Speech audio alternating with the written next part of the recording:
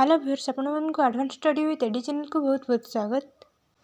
आज आम संविधान प्रसंगर किसी एमसीक्यू आलोचना करवा, तो चलते वीडियो आरंभ करवा। प्रथम प्रश्न होची, भारतर संविधान कल्पना सर्वप्रथम किए करथिले? ऑप्शन गुड़िक होची जवाहरलाल नेहरू, एम.एन. रॉय, सरदार वल्लभ भाई पटेल, महात्मा गांधी। उत्तरटी होची एम.एन. रॉय। एम.एन. रॉय थिले साम्यवादी आंदोलन अग्रगामी नेता। परवर्ती प्रश्न होची, संविधान रूपरेख क्या द्वारा गठन करा जाइथिला? ऑप्शन गुड़िक होची जवाहरलाल नेहरू, संविधान सभा, भीमराव आंबेडकर, जे.बी. कृपलानी। उत्तरटी होची संविधान सभा। यह संविधान सभा मई मास 16 तारिख 1946 मसीह कैबिनेट मिशन योजना अधीन गठन करा जाइथिला। यह सभार 389 जन सदस्य थिले एवं सेथिमध्यरु 292 जन निर्वाचित सदस्य थिले और 93 जन गणजात राज्य मनोनीत होइथिले। परवर्ती प्रश्न होची, संविधान सभार प्रथम सभापति किए थे? ऑप्शन गुड़िक होची डॉक्टर राजेंद्र प्रसाद, सच्चिदानंद सिन्हा, महात्मा गांधी और डॉक्टर भीमराव आंबेडकर।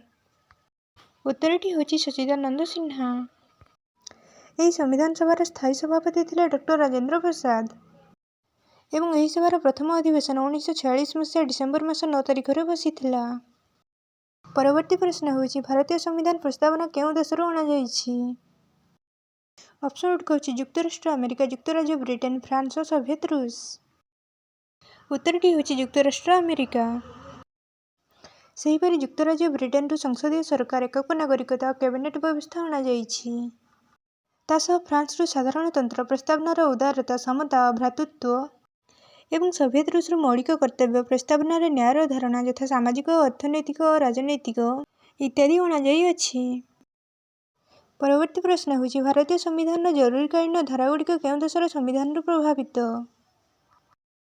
ऑप्शन गुड़िक होची युक्तराष्ट्र America, Australia, Germany Weimar Republic और कानाडा। उत्तरटी होची जर्मनी वेमर रिपब्लिक। सेहीपरि युक्तराष्ट्र अमेरिकार मौलिक अधिकार, राष्ट्रपति बहिष्कार इत्यादि व्यवस्था अणा जाइछि। तासह ऑस्ट्रेलियार युग्म तालिका और वाणिज्य व्यवसाय स्वाधीनता इत्यादि अणा जाइछि एवं कानाडार संघीय व्यवस्था मध्य अणा जाइछि। परवर्ती प्रश्न होची, भारतीय संविधान मौलिक कर्तव्य गुड़िक केउं देशर संविधान प्रभावित? ऑप्शन गुड़िक होची सोवियत रूस, जापान, दक्षिण आफ्रिका और फ्रांस। उत्तरटी होची सोवियत रूस। परवर्ती प्रश्न होची, भारत एक सार्वभौम राष्ट्र, यार अर्थ कौन? ऑप्शन गुड़िक होची भारत आभ्यंतरीण और बाह्य नियंत्रण संपूर्ण मुक्त, दारिद्र्य दूरीकरण देशर मूल लक्ष्य, भारत में सबु धर्म समान और भारत में लोकप्रतिनिधि जरिया शासन परिचालन करा जाए। उत्तरटी होची भारत आभ्यंतरीण और बाह्य नियंत्रण संपूर्ण मुक्त। भारत एक समाजवादी राष्ट्र, जार अर्थ होची दारिद्र्य दूरीकरण देशर मूल लक्ष्य।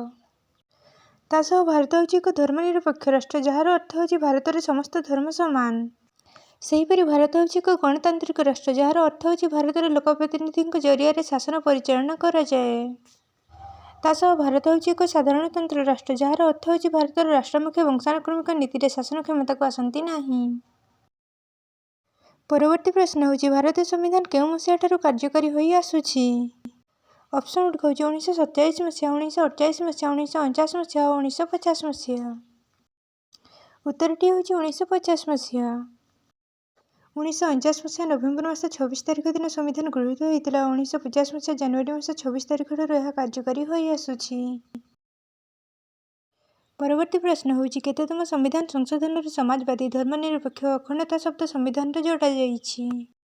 ऑप्शन गुड़िक होची 41तम, 42तम, 43तम और 44तम। उत्तरटी होची 42तम। परवर्ती प्रश्न होची, भारतर मूल संविधान केतोटी धारा रहिथिला?